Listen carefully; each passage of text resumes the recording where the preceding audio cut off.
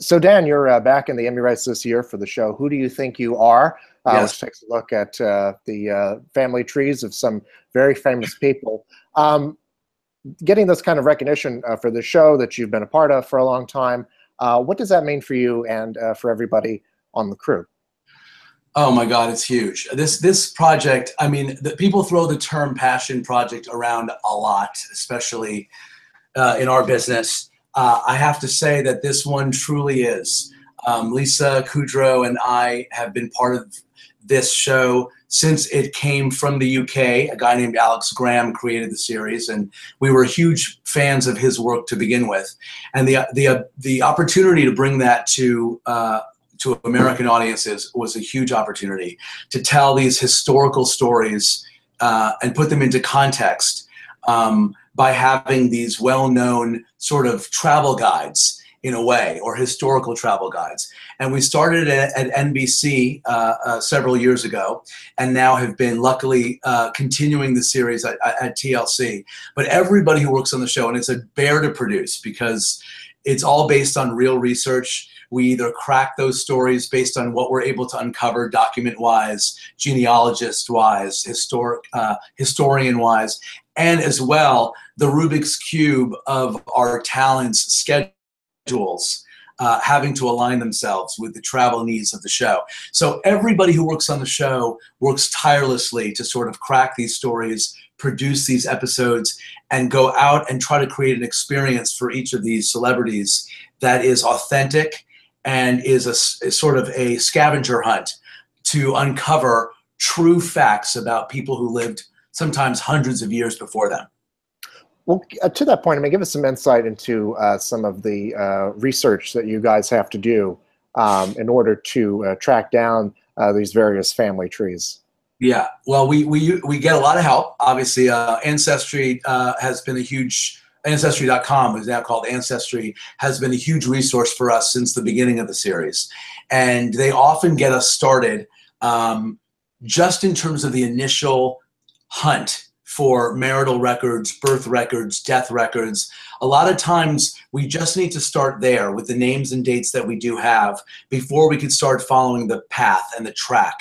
And once we do, and once we're able to sometimes find a manifest, a boat manifest, a port of entry, we're then able to go to whatever country that person's ancestor came from.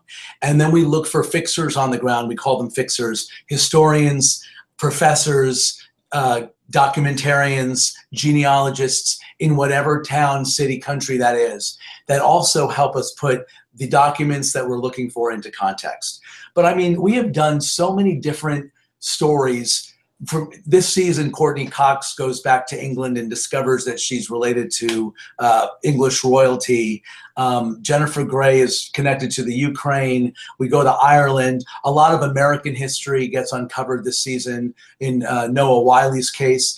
But all of them are based and deal with and involve enormous amount of research on the part of our team here, as well as the team that we wind up using on a case-by-case basis, depending on what the story is. So it's intricate and it involves a lot of different people. I always think of it as a relay race, you know? You pick up one piece of that baton, which is one record, and then that leads you to the next one, and you pass the buck to your next helper, who then helps you uncover the story. But in every case, we're trying to tell, I've always been sort of a scripted guy. I've always write scripted television. I'm an actor. And Lisa and I take the approach that we're telling the narrative of a character. They happen to be a real character that lived hundreds of years ago, but how best can we fill out the real emotional and historical life of this character? And how best can we then expose that to the celebrity whose relative they are? Right. I mean, you mentioned something earlier that I thought was kind of interesting in the ways that, I mean, you use these characters, as you put it, as a way to sort of explore history in general and history as a whole. Can you talk a bit more about that? Yeah. I mean, you know, all of us sort of vaguely, I'm sure most of us remember very vaguely these tent poles of history that we learn in school, and then we forget about them pretty quickly. But then in the back of your mind, you remember, well, the Revolutionary War and the Civil War and the Spanish-American War, and you learn about these tentpoles of history, the Salem witch trials, the Underground Railroad. But understanding those events in a very personal way, where you get to meet a character who was actually there and living there and connected to one of our role models or celebrities, is very unique. And I think one of the things that happens with this show is that you start to learn about history and become, I think history starts to get smaller and smaller the more you start to understand the people who lived in those times. So when you're following a particular relative who was involved in the Underground Railroad, you may have remembered something you read in a history book about the Underground Railroad, but to actually hear an account of somebody who was part of it changes your view of history and changes your perspective on those tentpoles. So in almost every season, we wind up brushing up against the Civil War, if it's a slavery story, or if it's about English history. In the case of Courtney Cox's episode, you know, she was involved in the people who murdered a king. I mean, it's crazy stuff that huge books are written about, and yet it personalizes it in a way that a textbook could never do. Talk a little bit more about Courtney Cox's episode. That's the one you guys are up for at the Emmys. What about that episode stood out for you guys in terms of submitting it?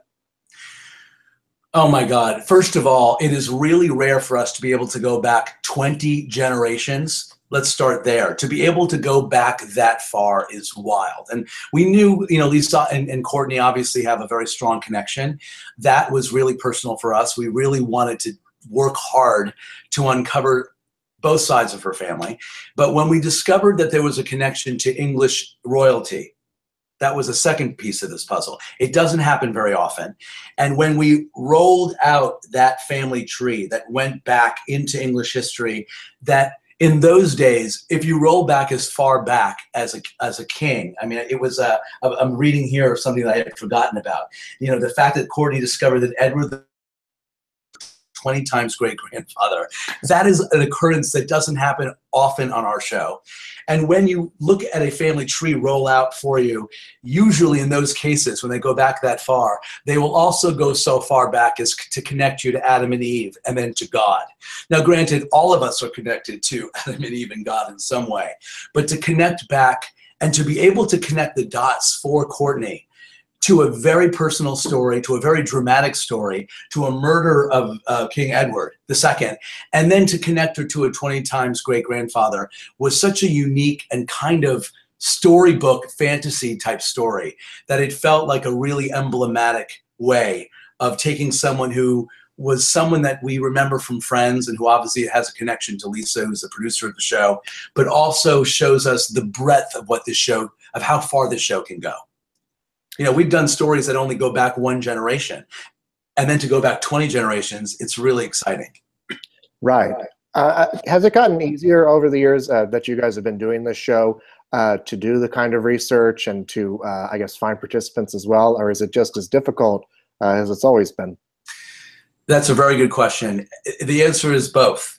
Having done as many as we've done now, which is a great thing for us, and without exception, everybody, our goal, Lisa and I in particular, our goal was to make sure that everyone who went through this experience left feeling like they did something important and something valuable in their lives. And so that each person would then endorse it to somebody else if they were asked.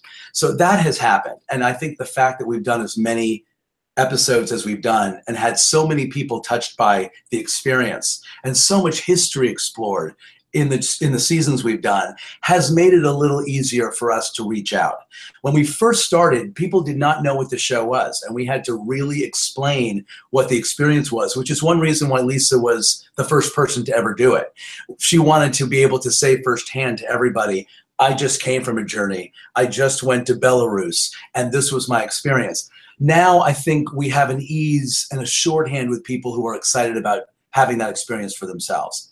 That said, the schedule for the show is very, very difficult. And a lot of the people that we explore and a lot of the research we do are for people who are in television, who are on very fixed schedules. So the shoot schedule remains a Rubik's Cube. And the research, I have to tell you, it never changes. It either we crack something open and it just flows and we can't quite believe what we've uncovered, or we are hammering away at every branch of a family until we find something. And sometimes it's really tough and sometimes it comes out easier. And that really just depends on the person, where they're from, whether records have been burned in a fire. You can't believe the number of times we literally have to shut down a research of a branch of a family because the records were destroyed in some, in some horrible accident. Those are realities that we can't script, we can't change, and it makes us have to pivot. So it's hard and it's easy. And what were some other, I guess, surprising revelations that you guys found out about some of your participants from this season? Or, I mean, things that stick out from any season for you? Oh my God, there's things that stick out from almost every season. There's something memorable from everybody's story, which is probably the reason why we were able to move forward with it. But Julie Bowen had more of a prototypical episode. We used to go down two paths for everybody. And Julie had one of those episodes where we were able to sort of follow two different sides of her family. To understand that one of her relatives was involved in the American Protective League, that was what that was, and what the agents of that organization were striving to do, whether we agreed with it politically now or not, whether we feel good about what that was or not. Julie had an opportunity to uncover both dark facts about her ancestry as well as really positive ones. The other one is Jennifer Grey, who had a sort of a mystery about trying to understand how her great-grandmother died and why, and what impact it had on a grandfather that she was very close to, and a darkness that she always felt he had and she never understood. This is another one of my sort of it's sort of a type of a show that we've done. Brooke Shields had one also in season 1, where a very personal relationship to a grandparent gets explained when you go back one generation and discover that that person lost their mother tragically, and we find the cause of death and find out how young they were when they lost their mother. And suddenly it casts a completely different light on a relative that they never really understood. And Jennifer Grey had a story like that. John Stamos traveled back to Greece. That was no surprise to him. But when he got there, being able to come face to face with an old relative of his and to be in the town where his father and his uncles lived and to hear firsthand account, again, another type of episode that we can't always count on. But every couple of seasons, we're able to actually come face to face with a second or third cousin and somebody who can fill in some of the holes in the history face to face. So this season, we sort of had a little bit of all of it. Liv Tyler had a fabulous story that was able to connect her own relationship to her father and the music and where the music came from in her family to ancestors that came way before her. And that's another one of my favorite kind of episodes where by nothing short of what feels sort of like a magical coincidence, we're able to find connective tissue that was hundreds of years old to either a lifestyle or a personality type in the person living. And that's always a fun revelation. She was very excited and enthusiastic in her episode, and that was really fun to watch.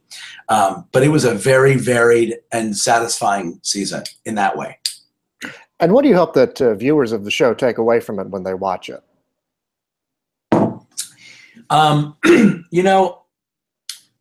Look, I produce the show and I love every single episode is a film in and of itself.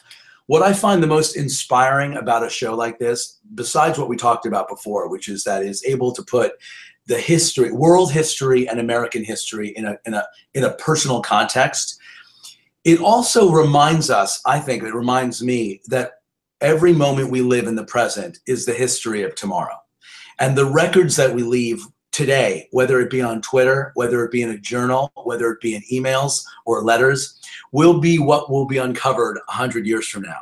And it makes us feel, I just feel like it makes world history feel smaller, more accessible, more universal. And I also think it makes us feel more thoughtful about what we want to share with our children, what what story we want to tell today that will be uncovered 100 years from now. So it's kind of a very big show for us, and it has a lot of emotional resonance, but I'm hoping that it inspires people to, what I like to say is, make history every single day. Lastly, I wanted to ask you, since this is Emmy season, you are an Emmy winner for Scandal. I just wanted to ask what that kind of recognition meant for you and what that night was like for you. Oh my God.